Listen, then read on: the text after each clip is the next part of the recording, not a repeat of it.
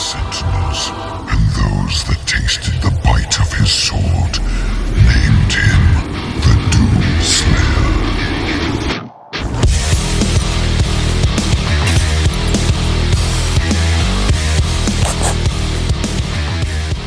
Hey, what's up everybody, welcome back to another review, and today we are reviewing the Doomslayer from Doom Eternal, made by Figma? It's a bootleg, and this bootleg is made by Max, who also coincidentally made this Arkham Knight bootleg that's blowing up, and they also made this, and also this, and most recently the Revoltech Flash, which is very nice. And with all that being said, you probably did notice that Figma and Doomslayer is gone from any mention on the box anymore, but they did take the legalese and some of the wordings at the back, which is kind of funny. But to be honest, are you really here for the box? No, right, let's move on to the figure. But if you let her see that man's name, sure that you're not. Okay, before you play with your figure and pose it, you gotta remember to take this bit out. It's the shoulder cannon, and yeah, I had a hard time taking it out. But yeah, don't forget to take that out first before playing with it, so you could complete the whole look of him. And speaking of looks, he looks really good. If you don't know who this guy is, why did you click on this video? But if you're still interested, this guy is not Master Chief. This guy is Doomslayer, or Doom Guy from the Doom games, and he's a really cool guy. He's a really chill Christian guy.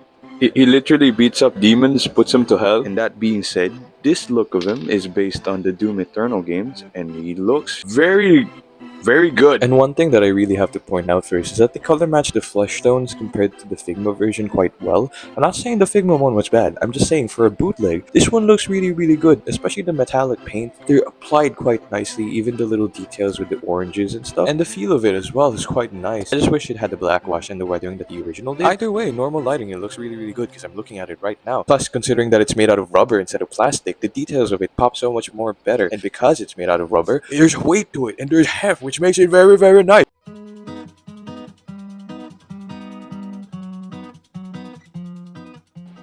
Alright, so I just want to be completely honest before we move on to the articulation. My bootleg, as soon as I got it, has a lot of problems.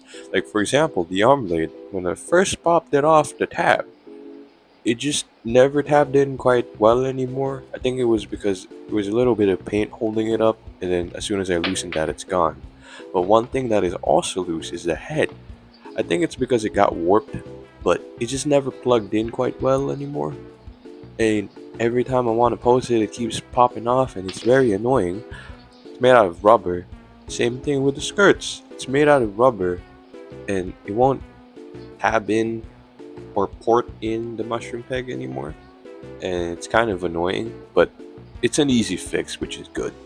It's just a little word of warning if you want to buy this figure. You gotta do a little bit of TLC.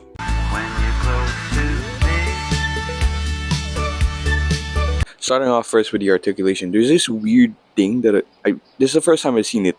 There's a peg at the bottom, and then there's a ball joint at the top, but it's a normal, like, it's weird. It's like two different things. But for the bottom, for the neck joint, it's a normal hinge joint. I don't know what joint that is, but it goes forward and backwards normally. There's no ball joint to it, but the head is weird. It generally is so weird. It's the first time I've seen like an articulation scheme like that, and the head connects from the back. And moving on from that weird ooga booga moment for me, there's really good butterfly joints on this figure. It's seamlessly hidden inside the body, so you wouldn't notice that it's there. But it is, and it's really good. And it goes really far for somebody who has big arms. You do the His whole arm can do a full 360, can go in and out as well, and his shoulder pads are on a dumbbell joint, so it would move out of the way easily. He has elbow swivels and an elbow bend. It can go almost a 90, but his bulging muscle stops it. He has normal wrist peg joints for imports, and he has another weird Figma joint. His whole torso is a drop down joint technically, but you're supposed to pull it out. Whoa, it's a really good ab crunch for the forwards, but for the back crunches, it's kind of weak if I'm being honest. It works well, but it's just kind of weird. He does have a ball joint on his waist, which is nice. It's just a weird choice. His legs can go forward and backwards quite easily, even with his butt piece and his skirt pieces, and he can do the splits nicely. And moving right back to the articulation, the weirdness doesn't end. There's a weird ball joint at the thigh, But coming back to the leg, the knee bends quite well. Not too much though, because he just has thick calves, and that's fine. But he bends a lot. And the foot, there's a lot of movement compared to like the actual Figma, but it's still kind of stiff, and that's okay. It pops off quite a lot, but that's also okay. And also the shin guard, foot guard has a ball joint on it, so whenever you need to like pose it at the front. And his cannon at the back also has a lot of articulation. The actual port that it's attached to has a ball joint, and then there's a lot of bends on the armature. And then for the gun itself, there's a ball joint at the end of it. But if you wanna use it to look forward, there's supposed to be another piece for it, which is kind of dumb if I'm being honest, because that just adds with the part count and unnecessariness. But potato.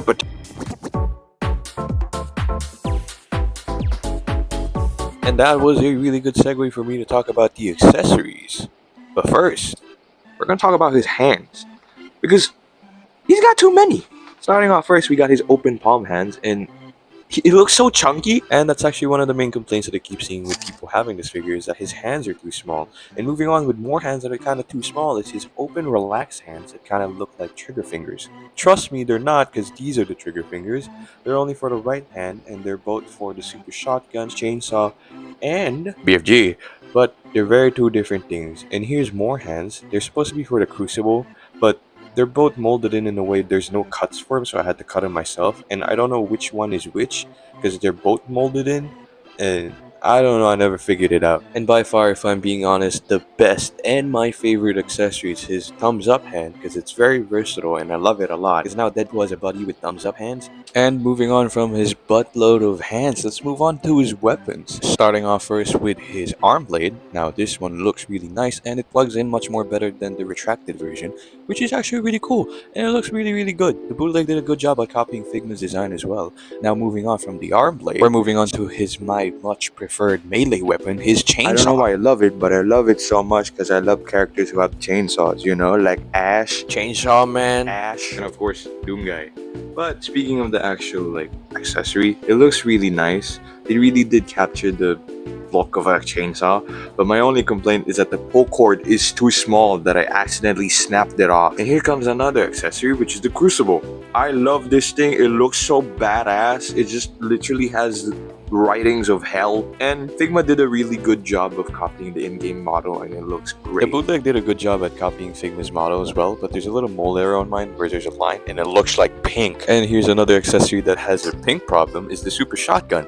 This is one of the best looking shotguns to date. I love this little boomstick so much. There's the really good gunmetal paint.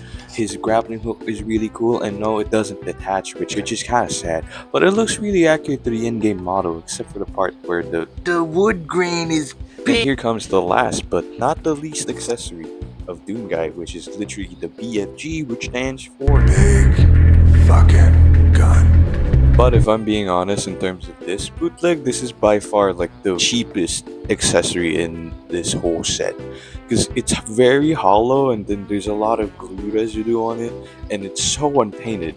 It looks very cheap. Before we do wrap off the accessory segment, we gotta talk about where the actual hands have to go to. Like for example, this one goes to the chainsaw. And it looks really good. He looks actually so badass, man. And this is why I love characters with chainsaws, because they look absolutely sick. And poor Wolverine. I mean, Wolverine's gonna survive, but he's a Doom Guy, babbity boobity. And moving on to the other sets of hands, this one is for the shotgun. And it's kind of weird because this one also works for the other hand. And Yeah, this is one of those figures that just has too many hands, and it falls into that category of imports having too many hands. It's not that much of a problem nor a big deal because it's a toy and options are good. It's kind of funny just looking at it. But anyways, this is really good thumbnail material right here. I love seeing him with a shotgun, man. He looks so badass with a shotgun, man. I'm sorry, he looks really cool. And here's the BFG. This is the least like versatile accessory he has because it's just too big. But the crucible is like probably one of the most easiest ones you could pose with because it's like a lightsaber. It's pretty badass, and you can create the cover art too. Look at that, that's pretty cool. Very metal, man. Oh, dude, I just forgot. He comes with a stand and also some extra like pegs if you broke it. I completely forgot this was in here. I'm so stupid. I'm not a good reviewer.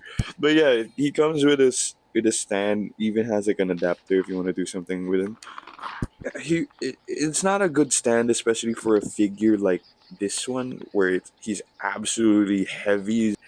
But yeah, he comes with one.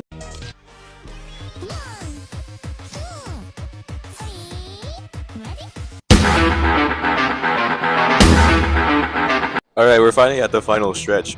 Time for some comparisons, and height-wise, this guy stands over like almost 6 inches, and here he is compared to his other max counterpart, which is the Red Hood. Here's the Marvel Legends comic book Iron Man, just for reference how he looks compared to the sizing of Marvel Legends. And here he is compared to like a teenager comic book Spider-Man body. And here's Big Spider-Man. And here's Mini Lego Spider-Man. And here's... So I don't actually have the usable Nendroid because that thing's way too expensive. So here's just the stand-in. And last but not the least, here's Hello Kitty. So my overall rating for this is definitely like 7 tacos out of 100 million fries. But if I'm being honest, this is probably one of the best bootlegs I've ever played with, considering for the fact that the price I bought it from is even more cheaper than actually how it was. It really sweetens the deal if I'm being honest, especially considering that this probably feels quite closer to like what the actual Figma feels like. It's pretty nice! And plus, it's not like the Doom guy has a lot of figures out on the market right now. You only have 3 options, which is the Figma version or the bootleg one, which I'm reviewing now, the Mondo one or the McFarlane one. And no sane person is gonna purchase the McFarlane one over this thing. So, do I recommend you to get one? Hell yeah, brother!